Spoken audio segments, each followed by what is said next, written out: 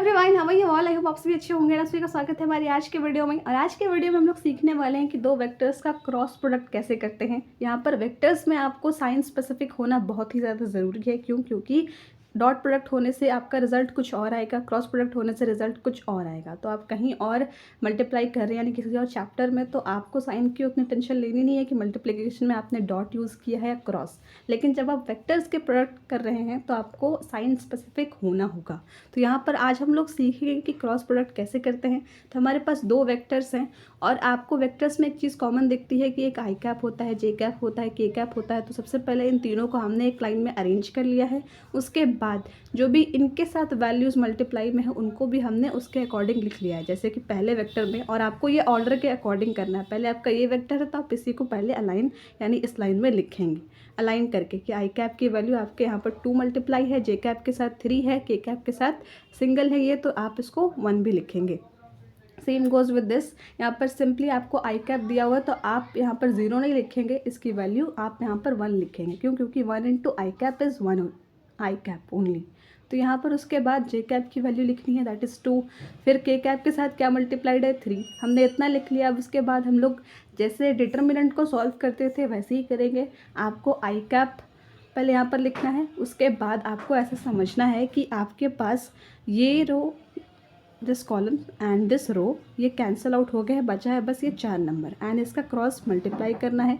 तो यहाँ पर पहले इसका क्रॉस मल्टीप्लाई होगा तो 3 इंटू 3 दैट इज़ 9। उसके बाद बाय डिफ़ॉल्ट बीच में माइनस का साइन आएगा, माइनस में 2 इंटू 1 दैट इज़ 9 माइनस 2। फिर जैसे डिटर्मिनेंट में हमारा सेकंड टर्म में यहाँ पर माइनस आता था ना, तो यहाँ पर भी हम लोग वही लिखेंगे क्योंकि एक तरीके से ये आपका डिटर्मिनेंट ही है। फिर जे कैप आया तो आपको याद होगा कि हम लोग उसको सॉल्व कैसे करते थे कि जिस कॉलम को हम लोग यूज़ कर रहे हैं तो उस पूरी कॉलम को हम लोग एक समझते थे कि वो आपके क्वेश्चन में है ही नहीं, जैसे ब्लैंक हो चुका है वो। तो ये वाली कॉलम और ये किस रो से अटैच्ड है? ये वाली रो से। तो ये पूरी रो और ये पूरी कॉलम हम लोग समझते थे कि है ही नहीं जब उस स्पेसिफिक टर्म के साथ मल्टीप्लिकेशन होता था। तो हमारे पास अभी एज फॉर चेक माइंड में कि ये कॉलम और ये रो नहीं है, तो हम लोग के पास कौन से टर्म्स बचे? ये 2, 1 और 1, 3। तो इनका क्रॉस मल्टीप्लाई करेंगे और बाय डिफ़ॉल्ट बीच में माइनस का साइन आएगा। तो 2 into 3 that is 6, 6 minus 1 into 1 that is 5। तो वो आगे करेंगे, लेकिन अभी आपको ये समझना ज़रूरी है कि हम लोग कैसे कर रहे हैं। उसके बाद प्लस का साइन आएगा एंड देन के कैप। तो हम लोग के कैप के साथ कौन सा कॉलम एसोसिएटेड है? ये वाला। कौन सा रो एसोसिएटेड है? ये वाला। तो समझें कि ये है ही नहीं। ऐसा नहीं आपको यहाँ पर पेन से क्रॉस का साइन लगाना है कि ये नहीं है। आप इसको एज सच, अगर आपको कन्फ्यूजन हो रही है तो आप उस टाइम के लिए पेन भी रख सकते हैं दो, एक इस कॉलम पे और एक इसके साथ जो रो अटैच्ड है, ताकि आपको पता चले और डायरेक्टली दिखे कि यहाँ पर कौन कौन से नंबर आपके बचे हुए हैं, ताकि हम उसका क्रॉस प्रोडक्ट करें और अपना सोल्यूशन फाइंड आउट करें। तो यहाँ पर 2 इंटू 2 हो जाएगा, फिर बाय डिफ़ॉल्ट माइनस में साइन आएगा एंड देन उसके बाद 3 इंटू 1 तो 4 माइनस 3।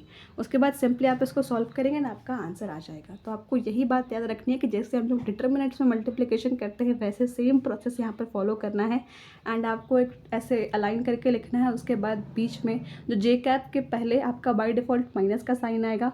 उसके बाद जो भी आप वहाँ पर टर्म ले रहे हैं, आई कैप ले रहे हैं, तो आई कैप से एसोसिएटेड रो और कॉलम आपके माइंड में ऐसे होंगे कि यहाँ पर वो हैं ही नहीं। क्यों? क्योंकि हमारे पास उसके अलावा जो बचे हुए 4 टर्म्स हैं उनका क्रॉस मल्टीप्लाई करके माइनस करना है एंड उससे हमारा सोल्यूशन आ जाएगा। तो this was all about this video. I hope you like it and thank you so much for watching.